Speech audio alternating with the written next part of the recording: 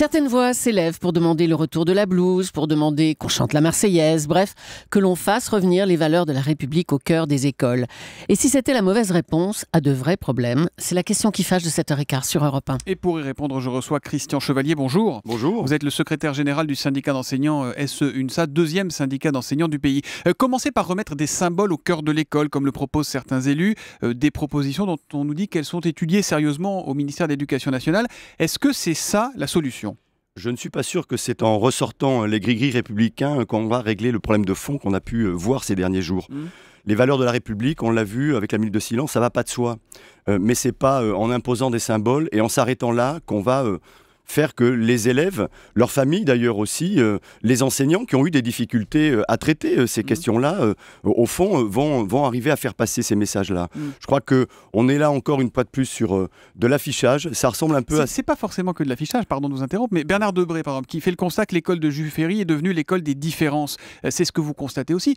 Si on remet la blouse ou l'uniforme, évidemment, c'est un vieux débat qui revient régulièrement, mais est-ce que ça permettrait pas de mettre à peu près tout le monde sur un pied d'égalité sociale ? Avec la blouse, vous camouflez les différences, très clairement, vous les camouflez, vous ne réglez pas les problèmes. C'est-à-dire que c'est un habillage, pour le coup, totalement de façade.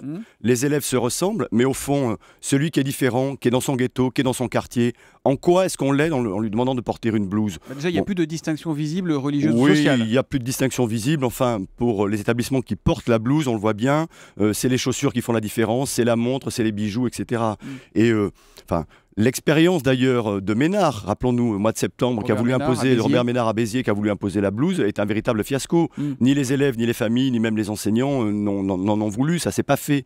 On voit bien qu'on est sur des vieilles recettes, ce sont les vieilles lunes d'une école d'ailleurs qui n'a véritablement jamais existé. Cette école parfaite où les élèves étaient sages, étaient ordonnés, répondaient sagement au maître. Il y a quand même aujourd'hui un problème d'autorité qui est devenu beaucoup plus important et beaucoup plus difficile à gérer par les profs, ça vous le reconnaissez ? Bien évidemment, mais la société n'est pas la même. La société n'est pas la même, l'école n'est pas la même.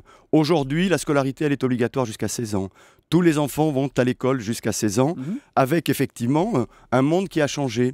Et aujourd'hui, la faute à qui ? Parce que, pardon, mais moi, à mon époque, la scolarité était aussi obligatoire jusqu'à 16 ans. Je ne vais pas faire le vieux réac, mais au collège, au lycée, quand une prof élevait la voix, on baissait les yeux et ça ne nous empêchait pas d'être insolents, ça ne nous empêchait pas d'être des sales gosses et ce n'était pas le pensionnat de Chavagne non plus. Je pense que la faute au fond, elle est collective. Je pense que c'est une faute sociétale. C'est-à-dire que à la fois l'évolution des familles, l'évolution des mœurs, ont fait que la figure aussi d'ailleurs de l'enseignant a beaucoup changé. L'enseignant qui était une figure respectée dans notre pays ne l'est plus par la nation d'ailleurs. Alors ça c'est le constat, mais pardon, de vous, les profs, on attend des propositions, des solutions, on fait quoi ? Je pense qu'aujourd'hui, sur cette question des valeurs républicaines, on l'a vu avec la minute de silence, ces questions-là ne vont pas de soi. Elles ne vont pas de soi, ni pour les élèves, et je l'ai dit, ni pour les enseignants.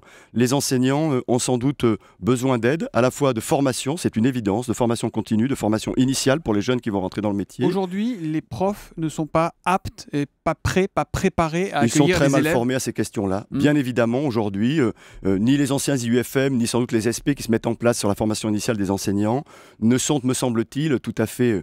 se sont pas disposés en tout cas pour former les jeunes enseignants à ces questions-là. Ce que ça veut et à la façon de les aborder avec les élèves. Chevalier, ce que ça veut dire en creux, c'est qu'il faut arrêter de mettre des annonces sur le Bon Coin et de recruter les personnes simplement parce qu'elles sont d'accord pour être profs. Parce que c'est ça qui se passe. Non, mais c'est bien.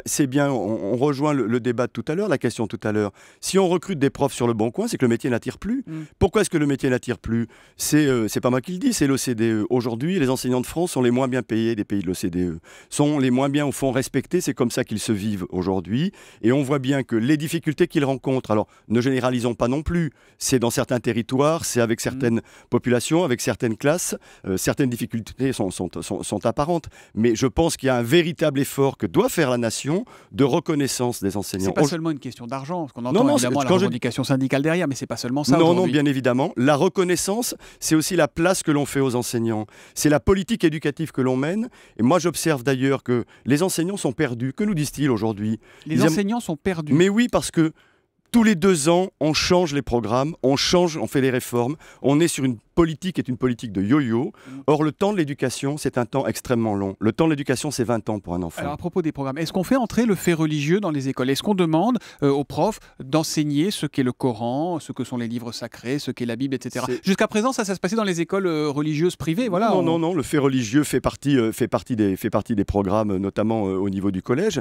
Mais on voit bien que ça va au-delà des programmes d'histoire-géographie. On ne peut pas non plus tout mettre sur le dos du prof d'histoire-géographie. Ces questions-là, sur les valeurs de la République, elles relèvent de l'ensemble des enseignants. C'est quoi l'urgence absolue pour éviter de nouveaux drames? Quelle est l'urgence absolue? Je pense que l'urgence absolue aujourd'hui, c'est pour le coup prendre le temps, malgré tout, construire, faire de la formation initiale et continue pour les enseignants, associer les familles à ces débats-là, travailler dans les quartiers où les familles sont complètement à l'écart de l'école, les intégrer dans l'école à travers un certain nombre d'outils qui existent déjà mais qu'il faut sans doute développer. Merci Christian Chevalier d'être venu en direct ce matin sur Europe 1. Vous êtes, je le rappelle, le secrétaire général du syndicat d'enseignants SE UNSA. Merci, bonne journée à vous.